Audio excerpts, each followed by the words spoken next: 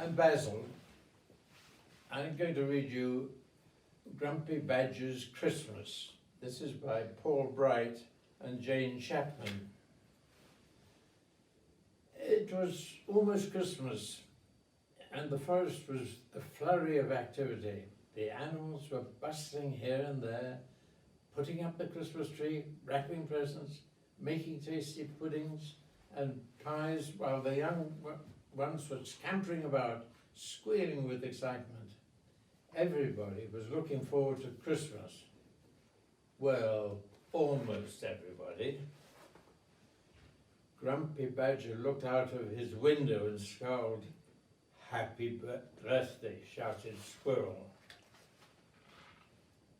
"Happy birthday, bye," he shouted back. "What piffle! I'm a sensible creature and I sleep all through the dark winter.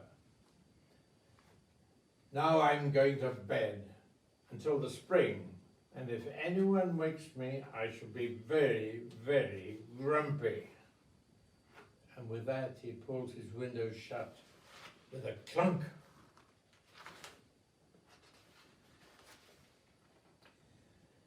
Grumpy Badger knew he would be hungry when he woke, so he checked his larder. There were puddings, pickles and pastries, packets of hams and cheeses, Christmas crackers, jars of fruit, and sticky sweet jams. That should do," he said. Then he filled his hot water bottle and climbed into bed. He had just closed his eyes when there was a knock at the door. Knock, knock, knock.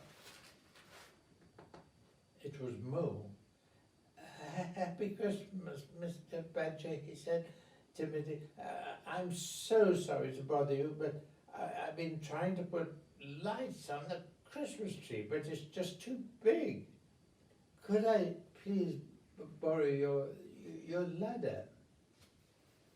"Christmas trees," fluttered Grumpy Badger. "Piffle and double piffle. Christmas is for sleeping, and that's what I'm trying to do."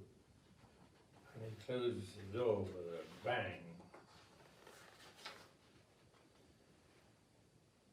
"Bah!" shouted Grumpy Badger as he's climbing into bed. "Borrow my ladder, indeed.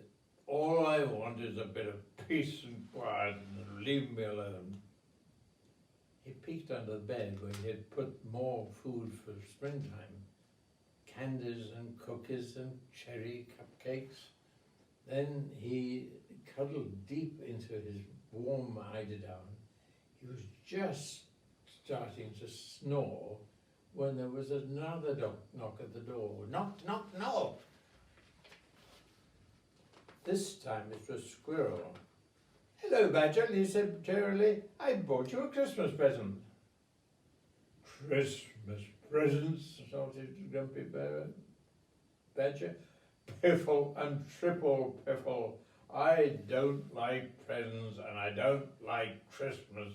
All I want is a little peace." And then he shut his door with a crash.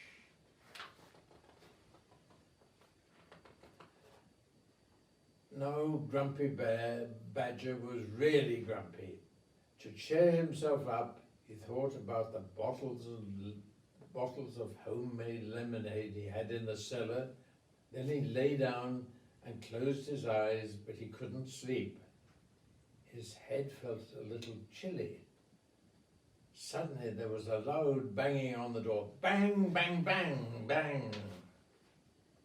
"Oh, what is it now?" Grumpy Badger sighed. He was about as tired and grumpy as a badger can be. "Oh, Badger," panted Rabbit. "Help, it's poor Mole. He's stuck at the top of the Christmas tree. Come quickly." "Piffle," shouted Grumpy Badger, "and triple piffle with knobs on. Why can't everyone just leave me alone?" And he slammed the door so hard that the whole house shook. Slam. At long last, Grumpy Badger fell asleep. But he was tossing and turning and wriggling and squirming. He was dreaming of Mole dangling by one tiny paw from the top of this enormous Christmas tree.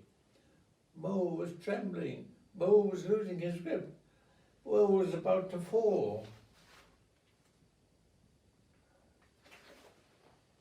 No, screamed Grumpy Badger, sitting up suddenly in bed. What have I done? He yelled. He jumped out of bed, grabbed the ladder, and dashed into the street.